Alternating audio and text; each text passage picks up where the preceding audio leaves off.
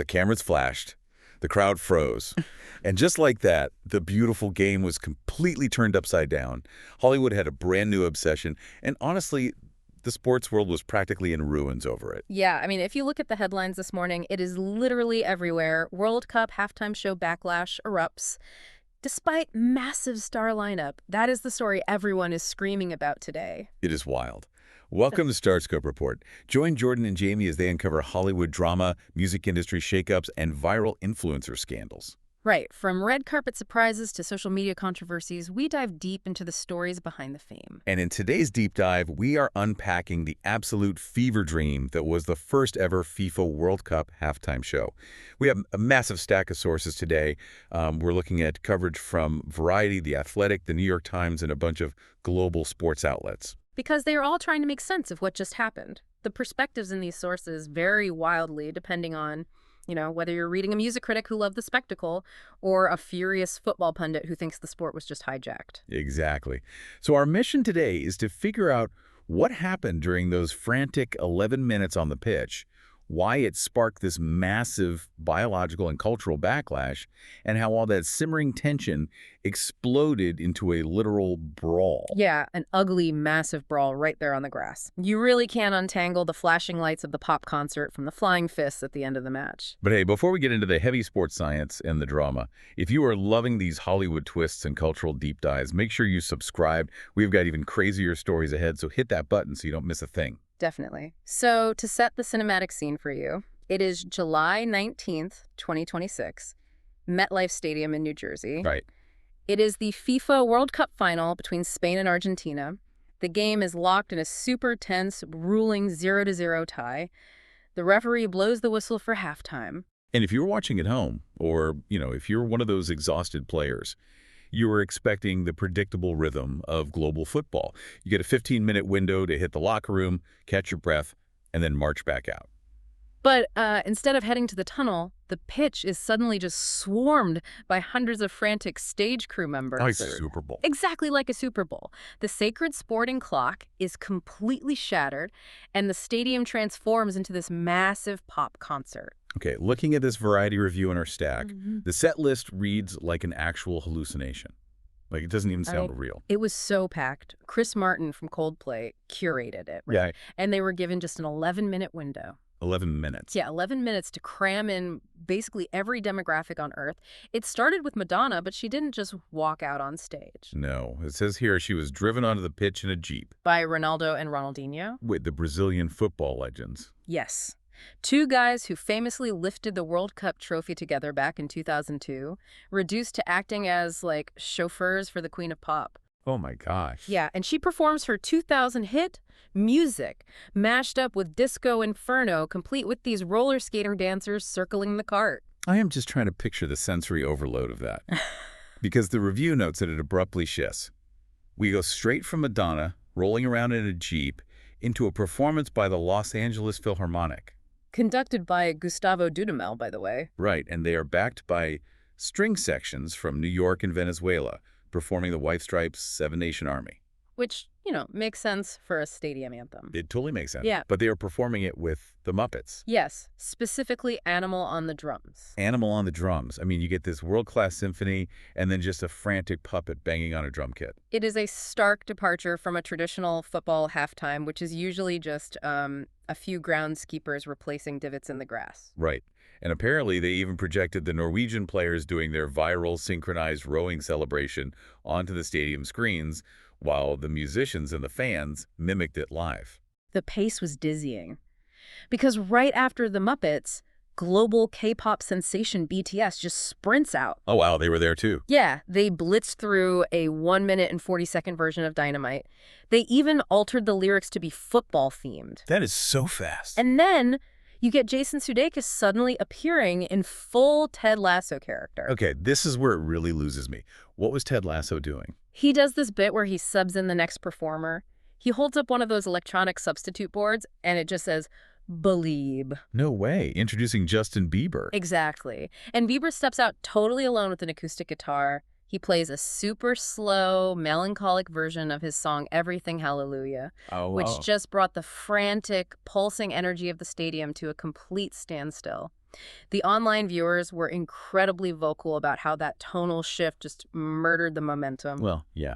To revive the crowd, out comes Shakira, who this source is literally called the godmother of the World Cup alongside Nigerian superstar Burna Boy.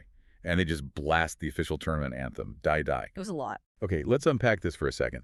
This sounds like listening to a Spotify playlist on shuffle, but someone keeps skipping to the next track before you can even get into the groove, you know? Yeah, completely chaotic. You get a minute of a puppet, a minute of K-pop, and then a slow acoustic guitar. Looking at this purely from a live production standpoint, I have to wonder, was it even physically possible to mix the audio for a symphony, a rock band, and multiple pop stars in that tiny time frame? Well, that is exactly what viewers at home were asking, and the logistics of the broadcast kind of give us the answer. Right. The producers were led by Hamish Hamilton, who has directed Super Bowl halftime shows for over a decade. And they were operating under a super strict mandate. They had to protect the grass. Oh, because it's a World Cup pitch. You can't ruin the turf. Right. You absolutely cannot drag heavy stage equipment or sound towers out there. So they had to use this massive protective tarp, and every single person on the field was ordered to wear lightweight shoes. Even the camera crews.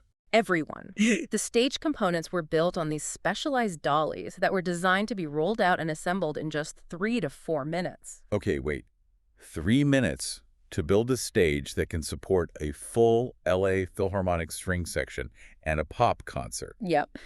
That completely explains the massive wave of viewer accusations on social media.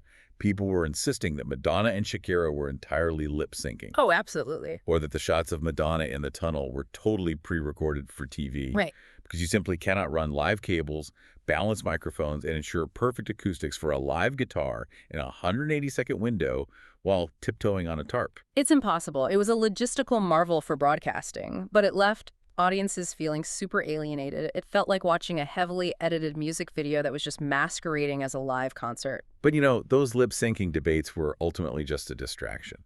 And that is not even the wildest part of this story. Not even close. Because while the viewers at home were arguing about whether Justin Bieber was actually playing that guitar, sports scientists and football purists were looking at the stadium clock and absolutely panicking. Panic is the right word, because the musical performance itself was 11 minutes.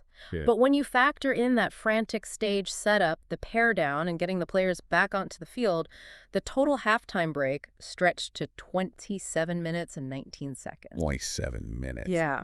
And what's fascinating here is how blatantly that 27-minute delay violates the foundational rules of the sport. Right, because IFAB writes the rules, right? Exactly. The International Football Association Board. They literally write the laws of the game. And those laws strictly dictate that a halftime interval must not exceed 15 minutes. It's a biological necessity baked right into the rule book. I want to dig into that biological aspect for a second, because if you've ever gone to the gym, worked up a heavy sweat, and then just sat down in a cold locker room for half an hour, you know how stiff you feel when you stand back up? Oh, you can barely move. You can't just instantly go back to lifting heavy weights. But what is actually happening to these elite athletes at a microscopic level during a 27-minute delay? Well, think of a professional footballer's body like a high-performance engine. Okay. During the first 45 minutes of a World Cup final, their core body temperature rises. Their muscles are flooded with blood. That constant movement acts as a circulatory pump, right? It's moving oxygen in, and it's flushing out metabolic waste. Like lactic acid. Primarily lactic acid, yes. When the referee blows the halftime whistle, the players are calibrated for exactly 15 minutes of rest. That is just enough time to hydrate, get some tactical instructions, and let their heart rate settle without letting the engine completely go cold. But when you push that to nearly 30 minutes just to accommodate a stage teardown, that circulatory pump stays shut off for way too long. Exactly. And the physiological consequences are severe. Blood flow to their extremities just drops, their muscle temperature plummets, the synovial fluid that lubricates their joints literally thickens up. Oh, yikes. And crucially, that lactic acid pools in the tissues instead of being flushed out, so general stiffness just skyrockets. So it's basically a recipe for disaster. Totally. When you take an athlete whose muscles have essentially cooled into a state of rest, and suddenly you demand they sprint at top speed to defend a counterattack, the risk of serious muscular injuries like hamstring, groin, and calf tears spikes dramatically. So it is literally like stopping a marathon runner at mile 13 making them sit in a folding chair for 30 minutes to watch a puppet show, and then firing a starting pistol and telling them to instantly sprint at top speed. That is a perfect analogy. You are completely breaking the athlete's rhythm and actively endangering their physical health during the most important match of their entire lives. That is insane. The players essentially require a full secondary warm-up on the pitch just to return to their baseline performance levels, which they obviously weren't given. Right. Gabriel Marcotti, a sports journalist in our sources, pointed this out. He noted that performance metrics decline sharply under these exact conditions. And the fans and pundits, they absolutely recognized this immediate threat to the game. The backlash we saw wasn't just about disliking pop music. It was a furious defense of the sport's integrity. Yeah, the purists were losing it. The Athletic published this scathing piece, and I'm reading it right here, asking, and I quote, "Why is the greatest footballer to have ever kicked a ball being made to endure the longest halftime of his entire career so that Chris Martin could tell us all to believe in love?" Wow.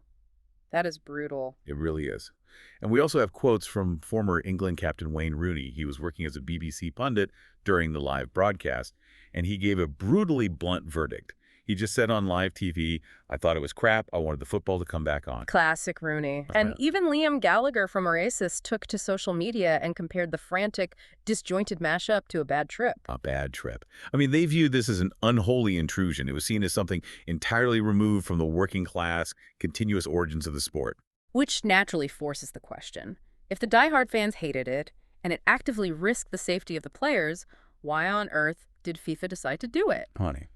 Well, the sources frame this as the ultimate culture clash. It's the collision of the American commercial sports model and European football tradition. Right, because the U.S. was hosting. Exactly. The event was heavily sponsored, Bank of America sponsored the show itself, and Topps secured naming rights. Tim Crow, a sports marketing consultant, pointed out that the U.S. was essentially stamping its own highly commercialized identity onto the tournament. Because American sports are fundamentally structured around entertainment and TV revenue. Right. Which requires breaking the game into digestible, monetizable chunks. Yes, exactly. But hey, before we get into the massive hypocrisy of that outrage, if you're enjoying this breakdown, please make sure you hit subscribe. We rely on you guys tuning in to keep these deep dives coming. Yes, please do. But okay, here's where it gets really interesting for me. I have to push back a little on the outrage from the football purists regarding commercialization. Okay, let's hear it. Isn't it incredibly hypocritical for football fans to complain about the sport being hijacked by corporate sponsors? We are talking about a sport where the players are literally running around the pitch as walking billboards. That is a fair point. They have giant airline logos, bank insignias, and betting company names plastered across their chests, and it's often much larger than the actual team crest itself. You're not wrong. The commercialization of global football is undeniable. But the distinction the experts make here lies in the structural application of that commerce. What do you mean? Well, if we examine the history of American sports, like the NFL or NBA, they grew alongside network television. So they are structurally built on frequent built-in stoppages. Oh, like timeouts and quarter breaks. Exactly. The game stops constantly, creating a seamless vehicle to sell television advertisements and cut to a studio desk. But global football evolved very differently. It grew as a working-class stadium sport where continuous, unbroken play was sacred. So two 45-minute halves of constant action with just that single, strictly timed break. Exactly. So the commercialization in football had to adapt to the flow, rather than the flow adapting to the commercialization. Yeah. That is the crucial difference. In football, the commerce is passive. It's on the jerseys, it's on those digital boards rotating around the pitch. But the game doesn't stop for the sponsor. But the American model actively interrupts the game for spectacle and commerce. Right. It is the interruption of the flow that felt like a violation to the fans, not necessarily the presence of Bank of America. That makes total sense. You don't mess with the clock. But, you know, our sources also provide some really vital context that complicates the narrative. It wasn't just a cynical corporate cash grab. Right. There was a massive philanthropic engine behind this entire spectacle. Yeah, FIFA partnered with Global Citizen with this highly ambitious goal to raise $100 million for the FIFA Global Citizen Education Fund. Which is incredible. They work to end extreme poverty and increase access to sports and education for kids globally. And the financial impact of that initiative was staggering. The organizers successfully raised over $60 million that night alone. $60 million in one night. And notably, the headlining acts, Madonna, Shakira, BTS, they did not receive performance fees. They donated their time and their platform to the social justice organization. Which is pretty cool. The entire broadcast culminated with Coldplay and the PS22 children's chorus singing an original song about unity called We Dance. So you have this incredibly complicated trade-off. Yeah. On one hand, a massive disruption to the sport that alienates billions of traditional fans and literally risks player health. But on the other hand, it simultaneously generates $60 million for global education in a single evening. It is a wild paradox, but regardless of the money raised or the musical chaos or the cold muscles of the players, there was still a World Cup final to be won. Right. And the tension of this strange extended night eventually reached an absolute boiling point. Later in the episode, well, actually right now, we need to talk about the shocking twist nobody saw coming on the pitch. You have to imagine the fragile physical and mental state of these players as they finally return to the grass. Let's set the scene for the second half. The match remains this grueling, completely scoreless affair through the standard 90 minutes. Spain is dominating possession, doing their intricate passing networks, but Argentina's goalkeeper, Emiliano Martinez, is making these heroic, acrobatic saves to keep his team alive. The tension must have been suffocating. Oh, absolutely. Then, in the 93rd minute deep into stoppage time, Argentina suffers a massive blow. Midfielder Enzo Fernandez receives a second yellow card for a rash challenge and is sent off. Argentina is down to 10 men. Oh, man. Playing a man down against a possession-heavy team like Spain in the extra time of a World Cup final, that is a uniquely torturous form of exhaustion. They are just forced to chase shadows. And finally, after 106 minutes of agonizing play, the dam breaks. Spain's Nico Williams bursts down the flank, he finds a sliver of space, and he crosses the ball into the penalty area. And who is there? Substitute Ferran Torres. He meets it perfectly, volleying in the winning goal. It's a 1-0 victory. Spain claims their second World Cup title, extending a seemingly impossible 38-match unbeaten streak. Incredible. And if we connect this to the bigger picture, you can see how the environment actively contributed to the chaos that immediately followed that final whistle. The brawl. Exactly. Consider the psychological powder keg that had been building for the last 3 hours. You take the deep, muscular frustration of a 27-minute halftime delay that completely cooled everyone down. Right. You add the sheer, grueling physical exhaustion of playing 120 minutes of extra-time football. Yep. You mix in the numerical disadvantage that forced Argentina to run twice as hard. And most importantly, you pour in the profound emotional devastation of losing what the entire world knew to be Lionel Messi's final World Cup match. Oh, right. Messi's final match. The pressure was simply too much to contain. The second the referee blew the final whistle, there was no handshake line. No mutual respect between exhausted gladiators. None. The scenes were incredibly ugly and visceral. Argentina's Leandro Paredes completely loses his temper and violently grabs Spain's young defender Eric Garcia right by the throat. By the throat. Yes. The turf is flying as Paredes literally wrestles the Spanish star Gavi to the ground. That is insane. I know Paredes earned a post-match red card for violent conduct, but at that point, the referee had completely lost control of the stadium. Total chaos. The bench is clear. Coaching staff, substitutes in their warm-up bibs, stadium security, they're all rushing the pitch, desperately trying to intervene, but it instantly descends into this mass, uncoordinated melee. Argentina's fullback, Nahuel Molina, was actually seen on camera striking a Spanish player in the chest amid the chaos. It was a disaster. Manager Lionel Scaloni is sprinting around, desperately trying to pull his own players away from the Spanish squad, but the damage is already done. The sporting journalists in our sources immediately drew comparisons to historic, infamous World Cup bloodbaths. Like what?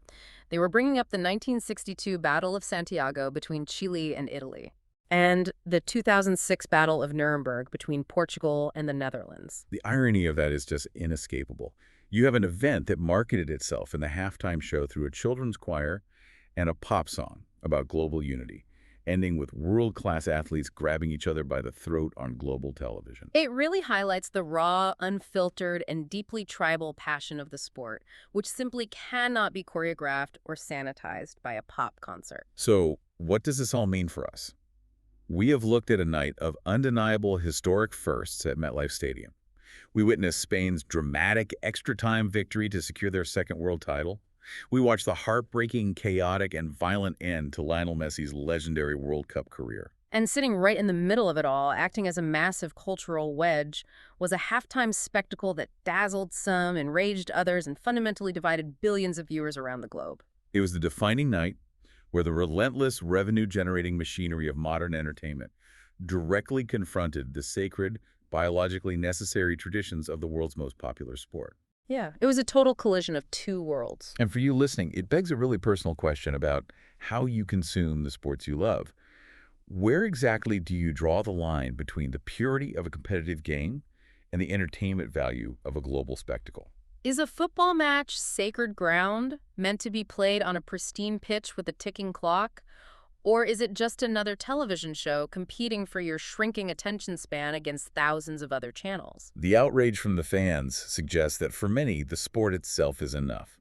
But the $60 million raised and the massive television ratings suggest that the broadcasting executives might disagree. Which leaves us with a pretty terrifying thought. Yeah, and that leaves us with one final lingering question to mull over.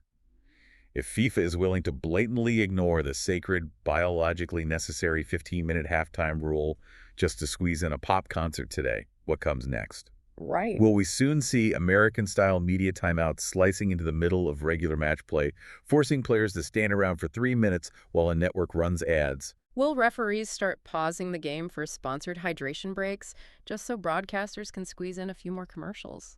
Have we officially opened a Pandora's box that will permanently change the pacing and the soul of the beautiful game? Because once you break that 15-minute clock, it is incredibly hard to put it back together. It really is.